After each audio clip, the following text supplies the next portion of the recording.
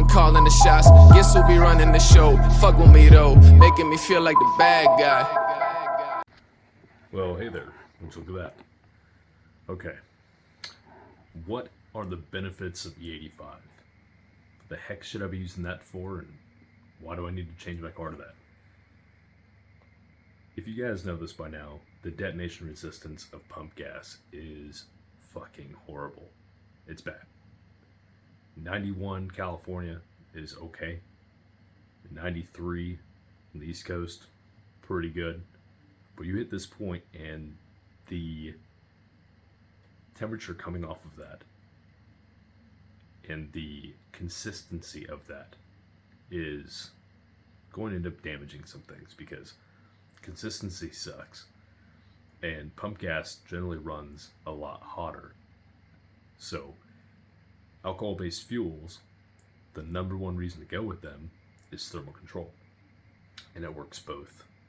As you're ingesting the fuel into the engine, it's cooling the charged air better, which then results in the exhaust temperatures dropping on average 200 to 250 degrees Fahrenheit, which on any given engine is a longer lifespan, and all your exhaust components longer lifespan. And the only thing it doesn't do as well, I guess, technically, is you would have a colder turbine housing, which means that the expansion ratio of a hole, when you heat up a hole shrinks, right? Therefore, it's tighter clearance on the turbocharger itself. However, the other positive of that is because you have more fuel mass in that event with the E85, since the stoichiometric ratio is now lower, therefore you need more parts fuel for parts of air, you would then have more density of a fluid in the exhaust, and therefore a turbocharger will spool up faster. So the one downside of lower EGTs for a turbocharger application actually has an upside of, because you have more fuel mass, it doesn't matter. So I've gone over a little bit of what's going on the dynamics standpoint. Very, very little. But why do you want that? You don't need to have 40% more fueling, because you don't have to have the same target lambda values for your tuning as you would on pump gas, because E85 is a lot safer. The detonation resistance is immensely high, and on some engines you're not detonation restricted at all. You're hardware restricted. You're restricted by how much can this engine survive on a mechanical forces sense. And so E85, you're dropping exhaust temp, which makes duration of the engine lifespan longer. You are adding more mass of fuel by volume, which means that air charges colder. It means that since you have more density, your turbocharger now acts as if it's on a different plateau for its efficiency plateaus, and will generally spool up significantly faster, and therefore your performance and the width of your power band is going to be improving. You will need a larger turbocharger. You will need a larger fuel system, but you don't need 40% larger fuel system. So what happens when you do this sort of stuff? What sort of performance gains are you seeing? It's big. So let's say on pump gas. Pump gas, the same car, same setup, reliably gets 14, 15, 16 psi of boost on this turbocharger, and that's a safe, happy spot. On E85, that same exact setup, without touching anything else mechanically, you're likely 21, 25, 30 pounds of boost before you're running into issues.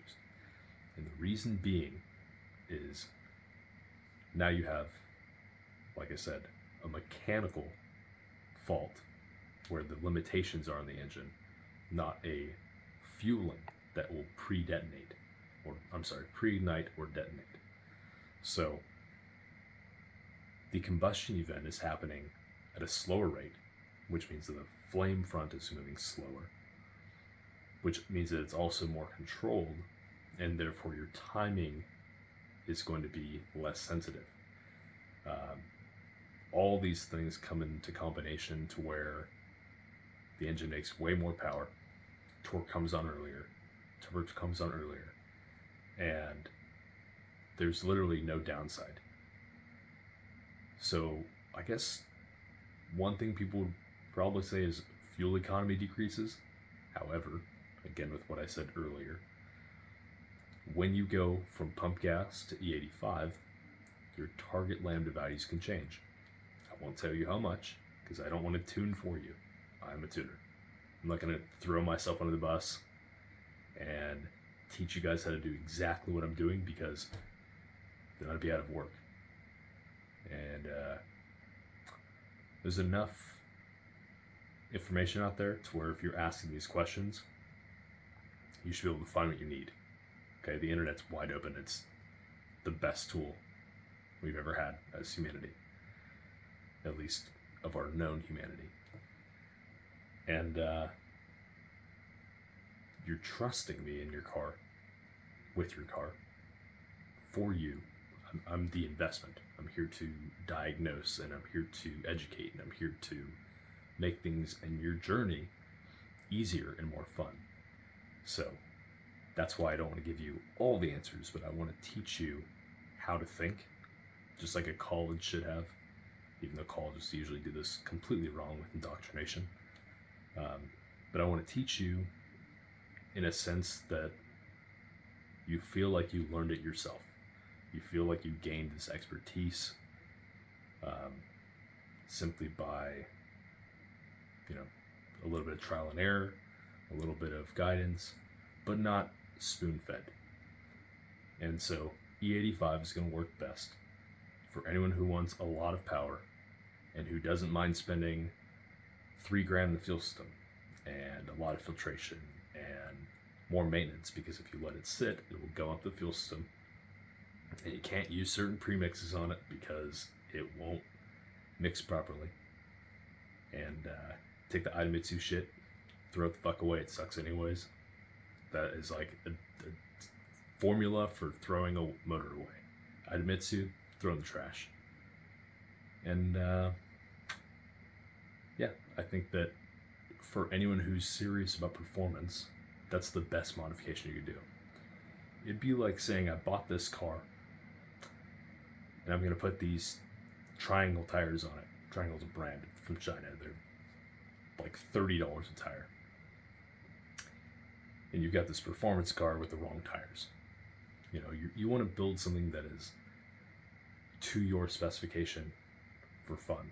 And if you cut corners on your actual needs and wants, you're not going to make it there. So make decisions that make sense in a holistic approach, whatever, a larger full-scale approach, not pushing a car on pump gas is stupid. So why not have that safe, and then have a flex fuel sensor, and then making the E85 a safe value, and therefore your car is always safe. It's going to last forever. And then it just comes down to keeping oil temps reasonable. And once you have oil temps reasonable, that means the protective barrier between metal surfaces of your engine are good to go. And shit's going to last for fucking ever. Track days, mountain abuse, whatever. And so E85, it's always a solution. If you don't think that, you're probably doing it wrong. So it's 2023. I offer flex fuel tuning for everything. I'm going back to LS, Honda, JZ, and of course rotary stuff. So when we get to a point of, oh, this guy only does this one ECU or this one motor, yeah, that's not me. You guys know that's not me. I've always done every ECU I can get my hands on, every motor I can get my hands on, and I love rotaries because they're a challenge, and a lot of people forget that. So I do it because no one else really can, and fuck it. I'm here to help. So if you guys need any help, reach out. Ryan of Red Brain Design. Catch you guys in the next one. I know I'm calling the shots. Guess who be running the show? Fuck with me though, making me feel like the bad guy.